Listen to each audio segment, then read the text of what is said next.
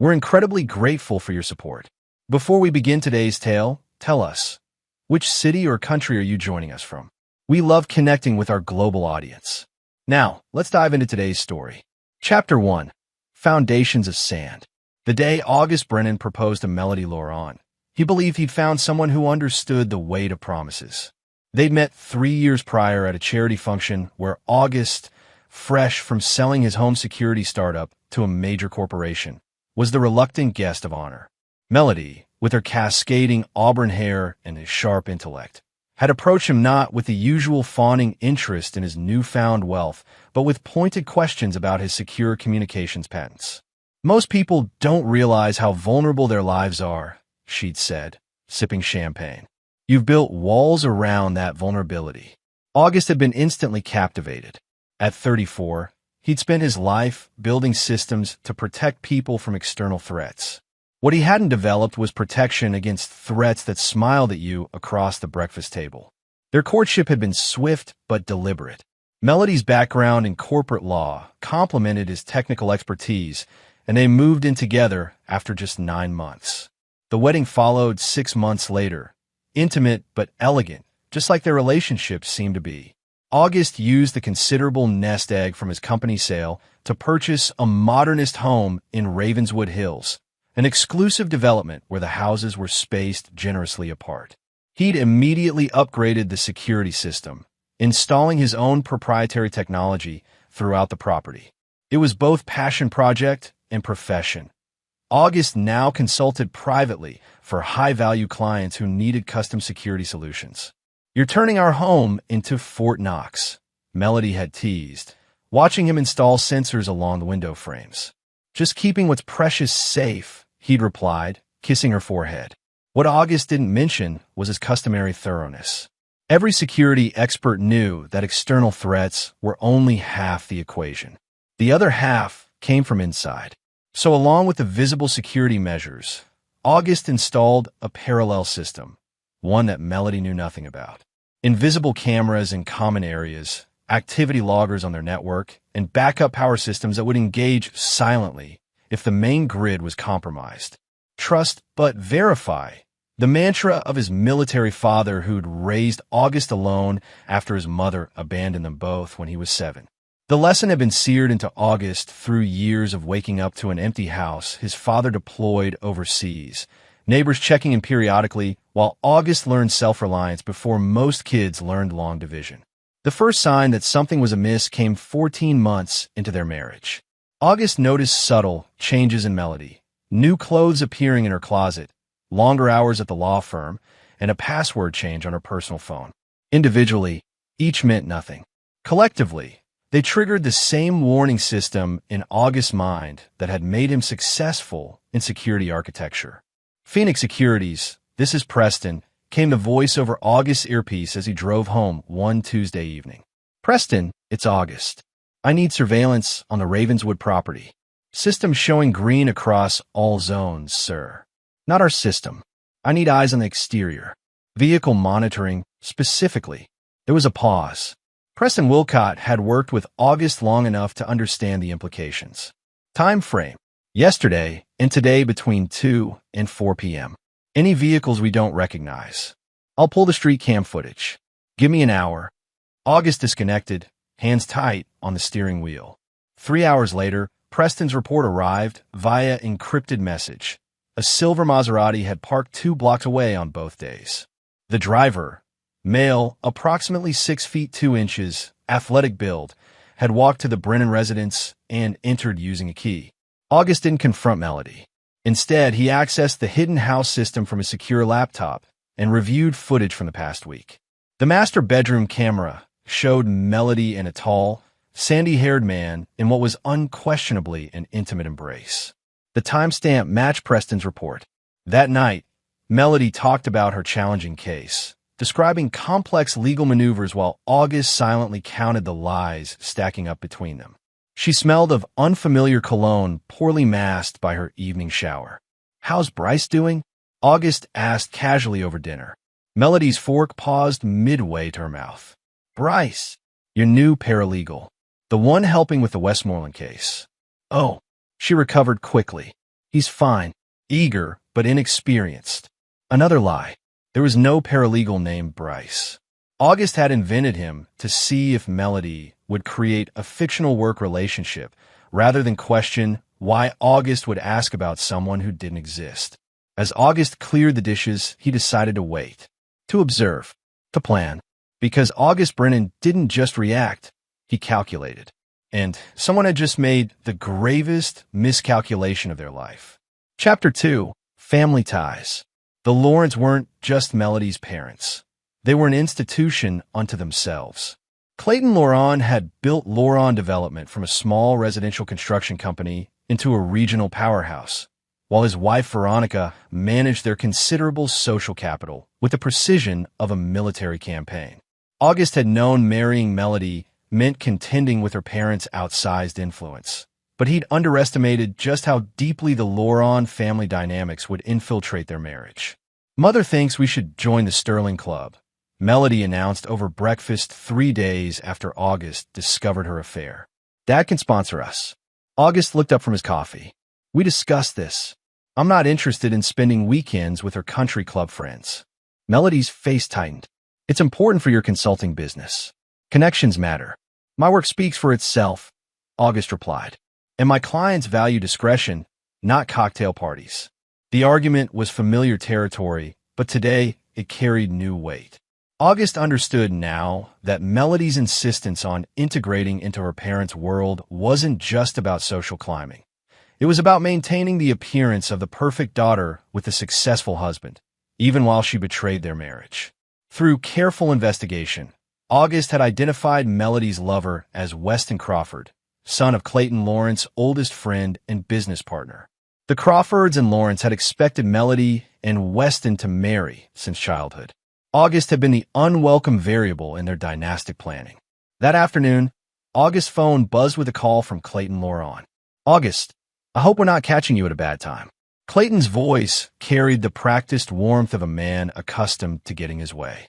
"Veronica and I are in the neighborhood and thought we might stop by to see that new security system you've been talking about." The spontaneous visit was clearly manufactured. The Lawrence lived 40 minutes away and never did anything without meticulous planning. "Of course," Auguste replied smoothly. "Melody's working late, but I'd be happy to show you around." 90 minutes later, Clayton and Veronica Laurent were seated in August's living room, declining his offer of refreshments. "Impressive setup you have," Clayton commented, glancing around at the visible security features. "Though it seems excessive for a residential property." "Safety is never excessive," August replied. Veronica straightened an already perfect sleeve. "We were hoping to discuss something important with you, August. It concerns Melody's future." "Isn't her future our future?" August asked mildly. Clayton cleared his throat. "We've set up a family trust. Significant assets. But there are conditions." Clayton believes in proper estate planning, Veronica interjected, "with clear lines of control. And you're telling me this because—" August let the question hang. "We'd like a key to your home," Clayton stated bluntly. "As Melody's parents, we need to be able to check on her well-being." August raised an eyebrow. "She's 31 years old." "Nevertheless," Veronica said firmly, "family needs access to family. It's how we've always done things." "And what does Melody think about this request?" Clayton smiled thinly. "She agrees completely. In fact, she suggested it." August doubted that very much, but he simply nodded. "I'll have a copy made tomorrow." As he showed them out, August noticed Veronica studying the security panel by the door with unusual interest.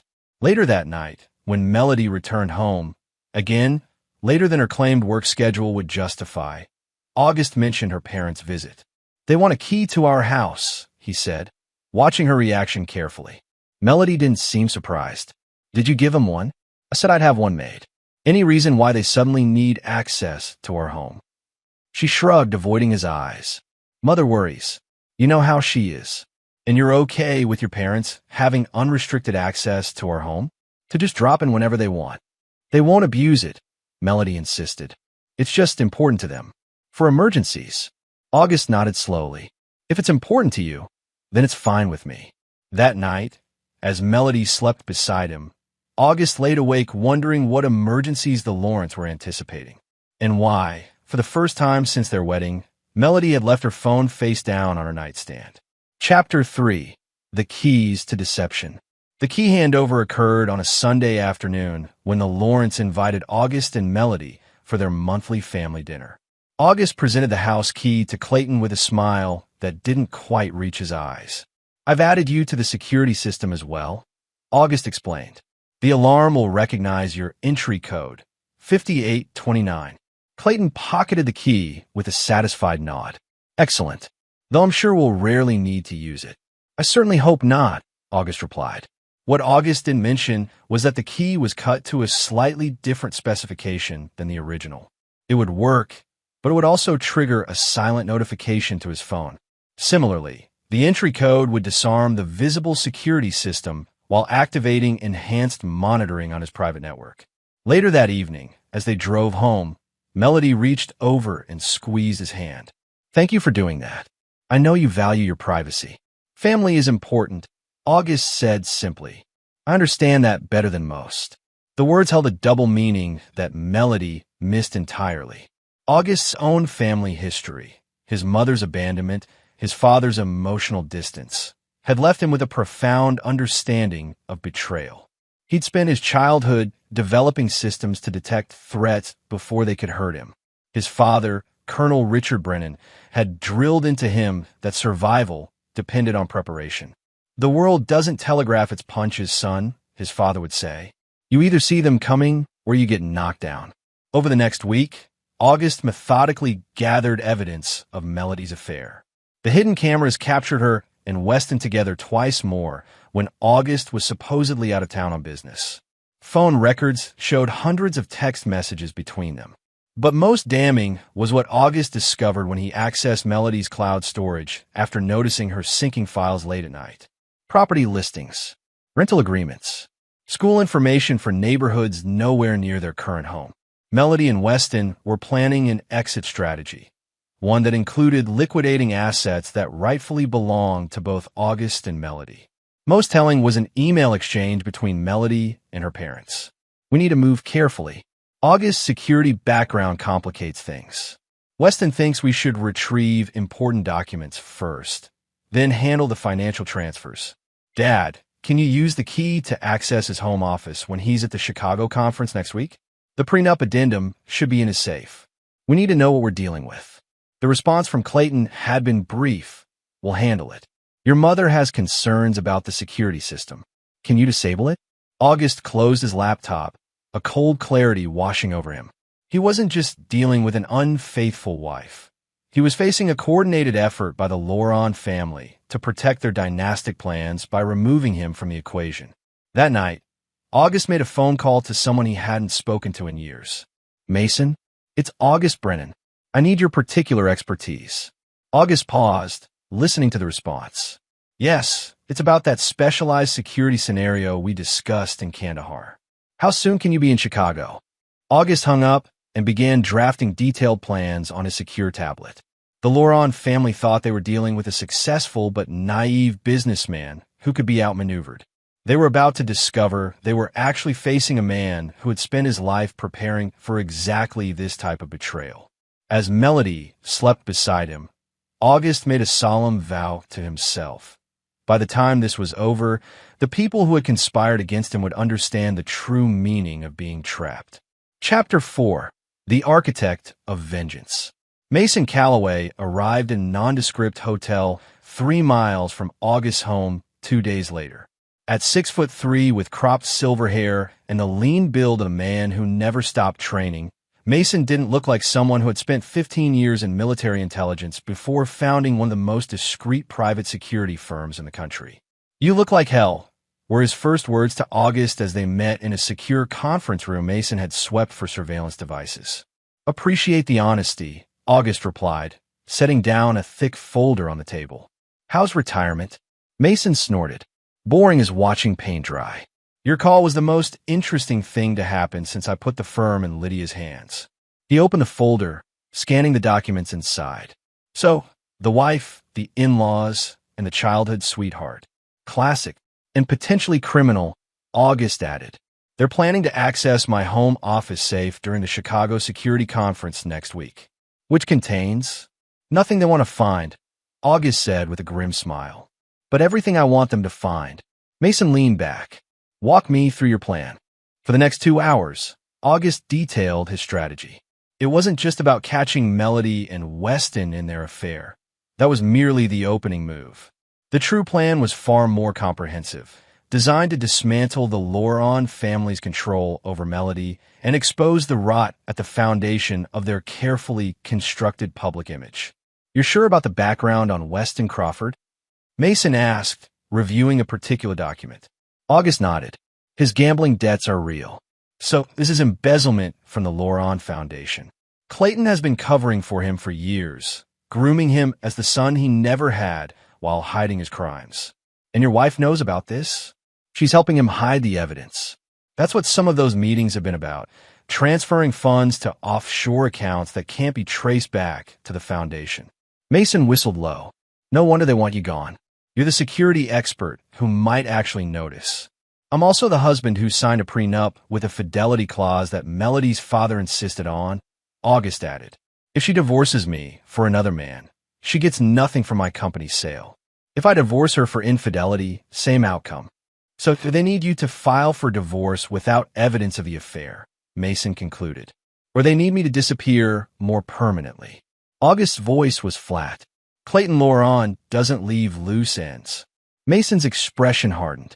That's serious? I've uncovered communications suggesting contingency plans if I become difficult.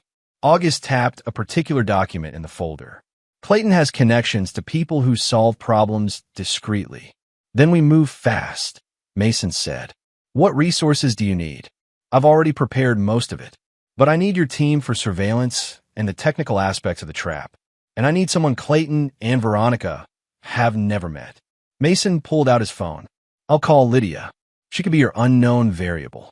As Mason made arrangements, August opened his laptop and activated a specialized program. On the screen, a 3D rendering of his house appeared, with red dots indicating the locations of his hidden security devices. We have 6 days until they make their move, August said as Mason rejoined him. In that time, we need to make significant modifications to the house. What kind of modifications? August's smile was cold and precise. The kind that turn a home into a judgment chamber. Chapter 5, Webs of Deceit. The Chicago Security Conference provided the perfect cover. As one of the keynote speakers, August's absence from home was not only expected, but publicly documented. What wasn't documented was that August had no intention of staying at the conference beyond his opening day presentation. You look stunning, August told Melody on the morning of his departure, watching her reaction carefully. She smiled, adjusting his tie with practiced affection. Just hurry back. 5 days is a long time. I'll try to wrap up early if possible, he replied, noting how her eyes flickered briefly with what might have been concern. August left for the conference with his usual luggage, gave his scheduled presentation on emerging threats in quantum encryption, attended the evening reception, and then disappeared, not to his hotel room, but to an unmarked van where Mason and his team had established a mobile command center. Right on schedule, Mason said as August climbed into the van. Your wife made a call 3 minutes after your conference speech ended. Her father called Weston Crawford immediately after. August nodded grimly, accepting the headset Mason handed him. Audio's online from a house. Every room. And Lydia has eyes on Crawford. He's at the Loron house now, apparently discussing something urgent with your father-in-law. For the next 48 hours, August maintained his conference presence virtually while monitoring the activities around his home. Melody made multiple calls to both her parents and Weston, the content carefully coded, but the intent clear. They were finalizing their plan. On the third day, Clayton Loron used the key August had provided to enter the Brennan residence, while Melody was supposedly at work. August watched through the hidden cameras as his father-in-law methodically searched the home office, eventually using a device to crack the safe, exactly as August had anticipated. Inside, Clayton found exactly what August wanted him to find. Falsified documents suggesting August was investigating the Loron Foundation for financial irregularities, along with notes about Weston's gambling debts. He took the bait, August said, watching Clayton photograph the documents with his phone. And now we have him on camera, breaking into my safe. Your wife just left her office, Mason's surveillance specialist reported. She's not heading home. Crawford's condo, August guessed, and received confirmation moments later. That evening, August watched through the surveillance system as Melody returned home and retrieved items from their bedroom, including jewelry August had given her and documents from her personal lockbox. She was clearly gathering essentials for an escape. They're accelerating their timeline, Mason observed. Your planted evidence spooked them. Good, August replied. That means they'll make mistakes. The following morning brought confirmation of just how significant those mistakes would be. August intercepted an email from Clayton to a known fixer in Clayton's network, a man named Victor Russo who specialized in making problems disappear. Need full sanitization of the Ravenswood property on Saturday. Standard package plus digital. Subject has compromising information that cannot surface. They're planning to stage a break-in. August translated for the team.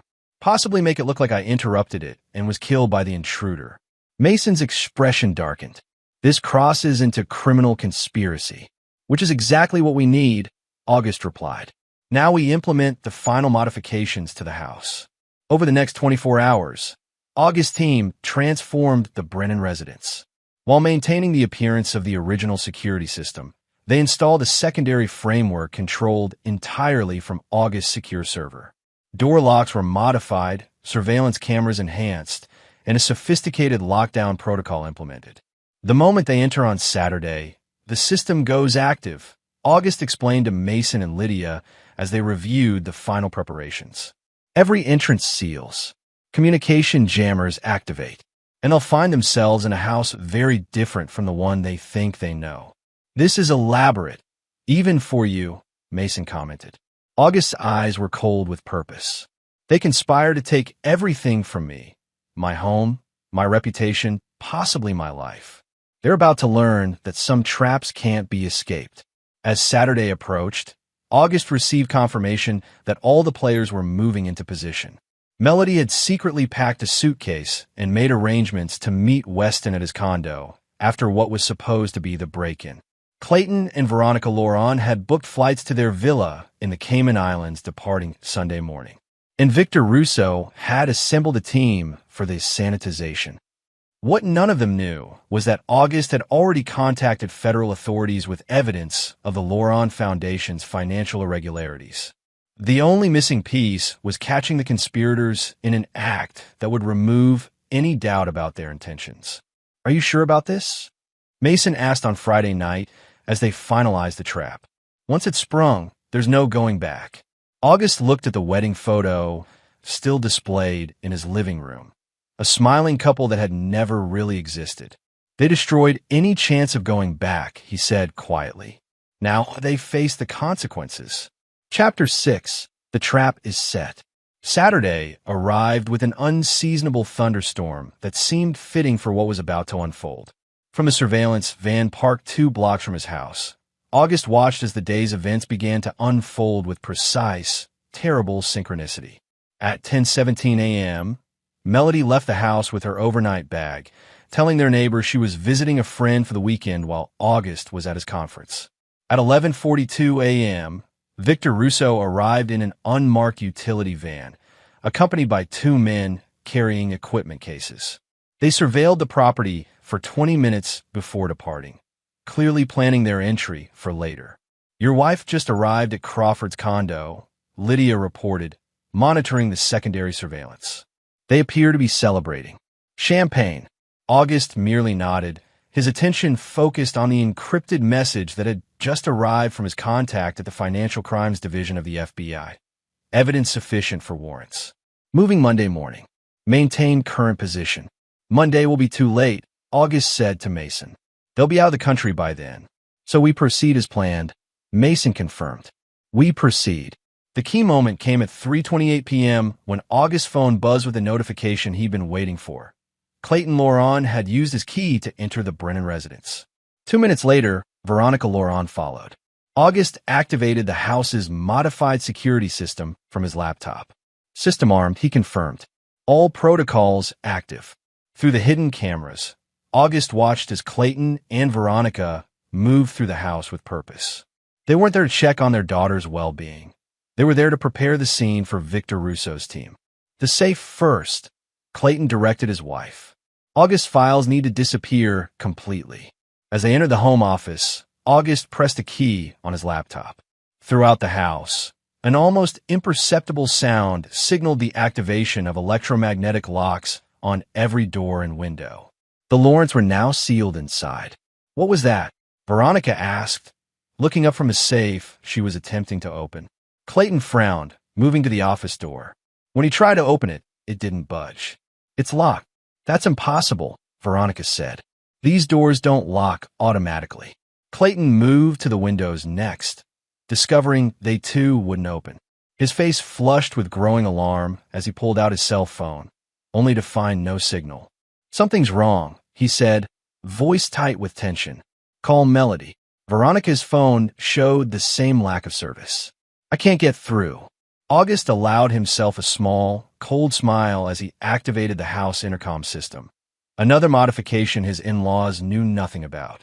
Hello, Clayton. Veronica. His voice echoed through the house, causing both Lawrence to freeze in shock.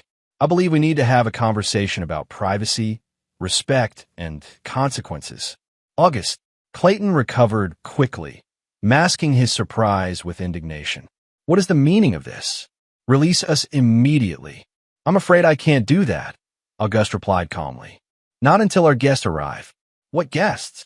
Veronica demanded, her perfectly maintained composure beginning to crack. What are you doing? Instead of answering, August switched the feed to the hidden camera in the living room as the front door's electronic lock disengaged briefly. Victor Russo and his two associates entered cautiously, carrying tools that left little doubt about their intentions. Mr. Laurent? Russo called out, unaware of the surveillance. We're here for the job. As soon as they were inside, August re-engaged the front door lock. Now all 5 conspirators were sealed inside the house, separated by locked interior doors, but able to hear each other.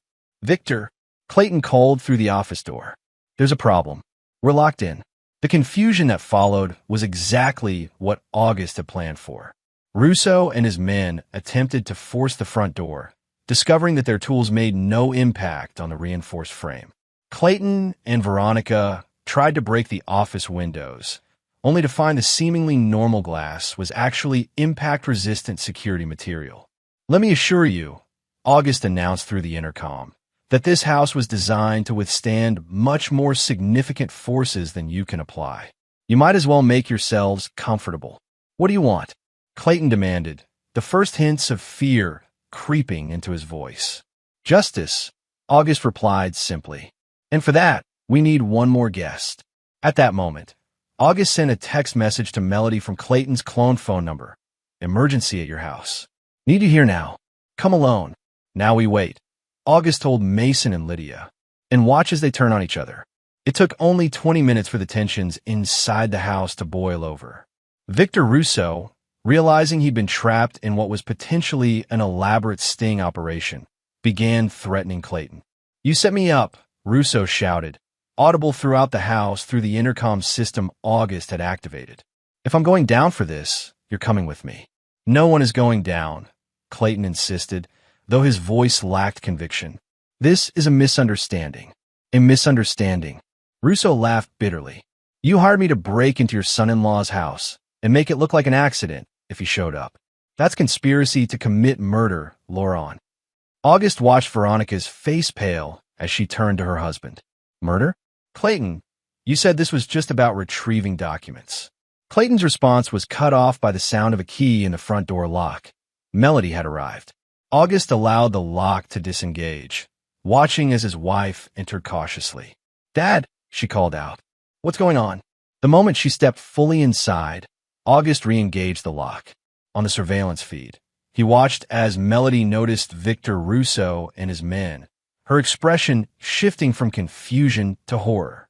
What are they doing here? She demanded, backing toward the door only to find it locked behind her. Welcome home, Melody. August's voice came through the intercom. I believe you know everyone here. Your parents are in my office. Your hired help is in the living room. And now you'll all have the opportunity to explain yourselves to each other and to our other guests who will be arriving shortly. August, please. Melody's voice took on the pleading tone she used when trying to manipulate him. Whatever you think is happening, you're mistaken. Let me explain. Explaining is exactly what I want, August replied, starting with the affair with Weston Crawford, then moving on to the embezzlement from the Loron Foundation, and finally, this apparent plan to stage a break-in at our home, possibly with fatal consequences for me. The silence that followed was deafening. Then came the sound of approaching sirens. Those would be our other guests, August informed them. Federal agents with warrants for financial crimes, breaking and entering, and conspiracy to commit murder. I provided them with quite compelling evidence. Through the cameras, August watched as the color drained from Clayton Lawrence's face.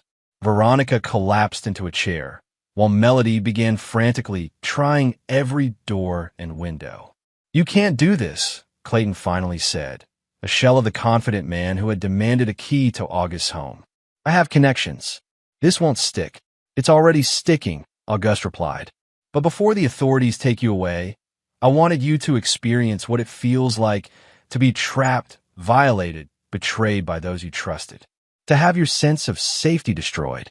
As federal agents surrounded the house, August entered the final command into his security system, unlocking the doors for law enforcement access only. One last thing, August said through the intercom as agents prepared to enter. The prenuptial agreement you were so insistent upon, Clayton, it has a very interesting clause about criminal activity. I believe you'll find that the Loron family fortune is about to become considerably smaller. With that, August closed his laptop and nodded to Mason and Lydia. It's done. Mason clasped his shoulder. You realize you've destroyed them completely. They made their choice, August replied, watching as the first agents entered his former home. Now they live with the consequences. Chapter 7, Dominoes Falling. The headlines broke on Monday morning. Loron Foundation executives arrested in fraud scheme, prominent developer, and family implicated in embezzlement, and conspiracy security expert uncovers murder-for-hire plot against him. August read them from the quiet of a lakeside cabin 3 hours outside Chicago, where he'd retreated to process the events of the previous days. The initial arrests had been just the beginning. As federal investigators dug deeper into the evidence August had provided, the case expanded beyond even what he had anticipated. Weston Crawford had been arrested at his condo as he packed for what was supposed to be his escape with Melody. His gambling debts had made him vulnerable to pressure from Clayton, who had used him as both a tool for financial manipulation and as the man who would replace August in Melody's life, continuing the Loron family's control over their daughter. You have visitors, Mason announced, entering the cabin's living room where August sat reviewing case documents. Special Agent Teresa Kelly of the FBI's Financial Crimes Division entered, accompanied by her partner. August had been working with Kelly for weeks, feeding her information about the Loron Foundation's activities while building his trap. Mr. Brennan, Kelly greeted him professionally. We have updates you want to hear. For the next hour, Kelly detailed how the case had expanded. Clayton Lawrence's criminal activities stretched back decades, involving tax evasion, bribery of local officials, and systematic fraud. Veronica Loron, far from being an innocent spouse, had orchestrated complex money laundering operations through her various charity boards. And Melody? August asked, his voice carefully neutral. Kelly's expression was sympathetic but firm. Your wife was more involved than even you suspected. We found evidence that she was the architect of several of the more sophisticated financial schemes. Her law background gave her insight into exploiting legal loopholes. August nodded slowly. Despite everything, hearing confirmation of Melody's criminality still cut deep. There's more, Kelly continued. We found documentation suggesting this wasn't Melody's first extramarital relationship. Weston Crawford was apparently a convenient partner because of his connection to her father's business, but there were others. I see. August's voice remained steady, though his hands tightened imperceptibly on the armrests of his chair. "We'll need your testimony, of course," Kelly concluded. "But given the overwhelming evidence and the fact that Victor Russo has already agreed to cooperate in exchange for leniency, we're confident in our case." After the agents departed, August stood at the cabin's picture window, looking out at the still lake water. Mason approached silently, handing him a glass of bourbon. "Second thoughts?" Mason asked. August considered the question carefully. "Not about exposing them. They made their choices. But about my own blind spots? Yes. You couldn't have known the full extent." "I should have," August interrupted. "Security isn't just about systems and protocols. It's about understanding human nature. I missed signs because I wanted to believe I'd found someone who wouldn't betray me." Mason was quiet for a moment. "What will you do now?" August turned from the window. "Rebuild, but differently this time." The next morning, August received a call from his attorney, Sophia Montgomery. The prosecutor's office reached out. She informed him, "Melody is requesting a meeting with you. No lawyers, no recording devices. Just a conversation before the formal proceedings begin." "For what purpose?" August asked. She didn't specify. "You're under no obligation to agree." August thought about it, weighing the potential risks against his desire for complete closure. "Set up, but with conditions. Secure location of my choosing. No physical contact. Limited time." 2 days later, August sat in a private room at the Federal Detention Center, watching as Melody was escorted in. Her designer clothes had been replaced by detention center attire, her carefully maintained appearance now stripped down to essentials. Yet she still carried herself with the poise that had first attracted him, chin high despite the circumstances. "Thank you for coming," she said, taking the seat across from him. August remained silent, studying her face, once so beloved, now revealed as a mask for something entirely different. "I know you won't believe anything I say," Melody continued when he didn't speak. "But I need you to know that it wasn't all a lie. What we had, there were real moments. We're there." August finally spoke. "Or were there just moments when the performance was so good, even you believed it?" Melody flinched. "I deserve that. But my feelings for you are complicated. You have to understand, August, I've been under my father's influence my entire life. Every decision, every relationship, he controlled everything. And that justifies betraying me? Planning to destroy me?" "No," she admitted quietly. "Nothing justifies that. But Weston was safe. My father approved. It was the path of least resistance." August's laugh was hollow. "The path of least resistance. That's quite an epitaph for our marriage." Melody leaned forward, her eyes suddenly intense. "I'm not asking for forgiveness. I know that's impossible. But I am asking you to consider that I was as much a victim of my father's manipulations as—" "Don't," August cut her off sharply. "Don't you dare compare your situation to actual victims. You had choices, Melody. At every turn, you chose deception, theft, and betrayal. You chose to plan my destruction rather than simply leaving the marriage honestly." Tears welled in Melody's eyes. "What do you want from me, August? An admission that I'm a terrible person? Fine, I'm a terrible person. Is that what you need to hear?" "What I needed," August said quietly, "was a wife who honored her vows. What I need now is nothing from you at all." He stood, signaling to the guard that he was finished. At the door, he paused and looked back at the woman he had once believed would be his lifelong partner. "For what it's worth," he said, "I hope you find a way to become someone better than who you've been. Not for me, for yourself." As August walked away, he felt a weight lifting, not completely gone, but lighter than before. The reckoning had begun, and with it, the first real steps toward healing. Chapter 8. Shattered Foundations. The Lauron case exploded across national news over the following weeks. What had begun as a seemingly straightforward financial crimes investigation morphed into one of the most significant corruption scandals to hit Chicago in decades. August's meticulous evidence, combined with Victor Russo's cooperation, exposed a network of bribery, fraud, and corruption that reached into city government, construction contracts, and even judicial appointments. Clayton Lawrence's carefully constructed empire began crumbling foundation by foundation. Business partners distanced themselves. Social connections evaporated. Properties were seized. Accounts were frozen. The man who had once demanded a key to August's home now found himself locked in a cell with no key at all. August watched the proceedings from a careful distance. Having relocated temporarily to Boston, where he had accepted a guest lecturer position at MIT cybersecurity program. The distance provided perspective, allowing him to process the destruction of his marriage without the constant reminder Chicago would have provided.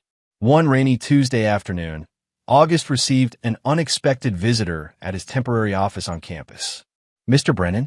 A hesitant voice came from the doorway. August looked up to see a young woman in her early 20s. "I'm Naomi Laurent, Melody's cousin."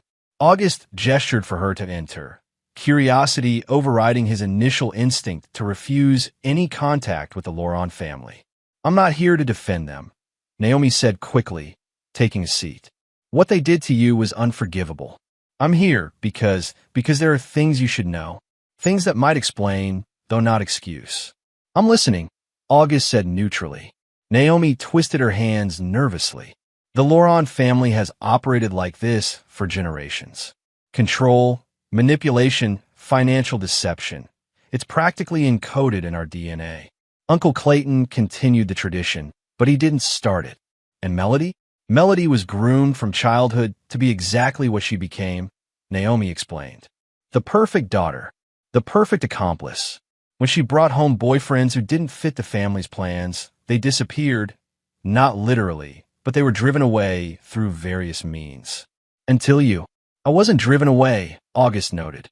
"No, you were different. Too established, too successful to be intimidated. So they changed tactics. They decided to absorb you instead, make you part of the machinery. When that failed, when you maintained your independence, you became a threat." August considered this. "Why are you telling me this?" Naomi met his eyes directly. "Because I'm trying to break the cycle.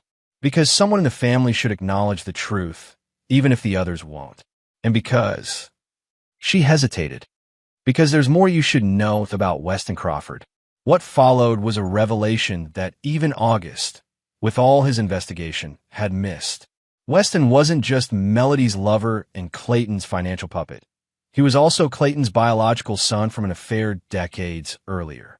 The Laurent family's insistence on Melody and Weston ending up together had nothing to do with business mergers and everything to do with keeping control within their bloodline, regardless of the moral implications.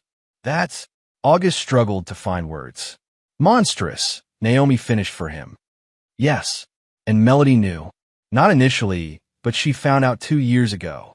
By then, she was already trapped in the family's web of secrets. The revelation didn't excuse Melody's choices, but it cast them in a more complex light. The depth of manipulation within the Laurent family was even more twisted than August had imagined. "Thank you for telling me," August said finally. "It doesn't change what happened, but understanding monsters helps us avoid becoming them," Naomi said softly.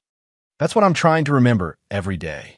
After Naomi left, August spent hours walking the rain-soaked MIT campus, processing this new information.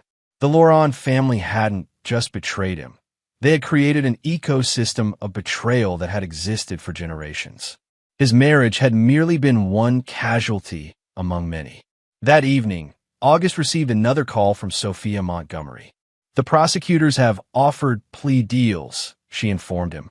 "Clayton and Veronica are fighting the charges, but Melody has expressed interest in cooperating fully in exchange for reduced sentencing." And Weston, taking a similar path. His testimony about Clayton's long-term financial schemes could be key to the broader case. August considered the implications. What does Melody's cooperation mean for me practically?